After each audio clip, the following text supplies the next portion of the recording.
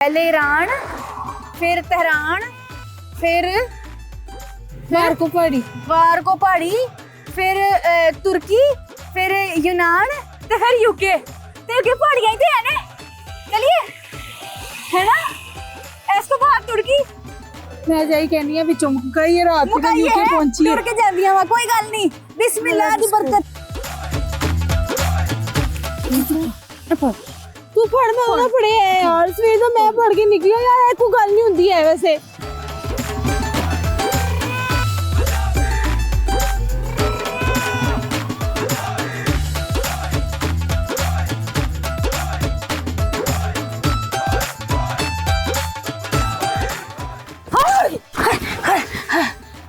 निकी है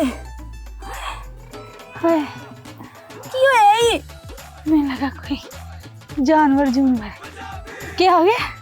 यूके नहीं आया थे स्वाब ते मिट्टी टुर टुर के मेरे गिट्टे सोच गए। हाय पता नहीं किथे आके बह गया। पीछे की सादगी तो हमारी जरा देखी, एतबार आपके वादे पर कर लिया। मैं बिलाल तेरे पीछे मैं किते किते आ गई हूं। नहीं आएगा सोच के दे आज ही की पता अगे इंतजार कर रहा है बेचारा, तुर्की पहुंच गया है, उसे खलोता है तुर्की तक तो जाइए ना। नहीं मिस्र के पहाड़ मार्को पहाड़ी ते मार्को पहाड़ी इस तो आगे तुर्की है। चिरू टप के तुर्की आना नहीं मैं इसके मगनों वाले बहलून नु मिलना बिलाल नु फिर उठोंगी वापस सुटना है उठों दूरों दूरों बाय बाय करना है ना। चल फिर तुरिए फिर हिम्मत करिए, चल उठ फिर थोड़ी देर और रख लान। उठ यार मैनू बड़ी जी ना हुन थकावट हो गई है, मैं अगे जा इस तरह पीछे सारा दिन ले किते दो मैनू मिनट खलान। मेरी भुख बड़ी ओ लगी। बस्ता फड़ा दे तो बाजा लइए ले ये नाल एक खा सकते नहीं खा सकते, जहर होना ही विच ओदे ते।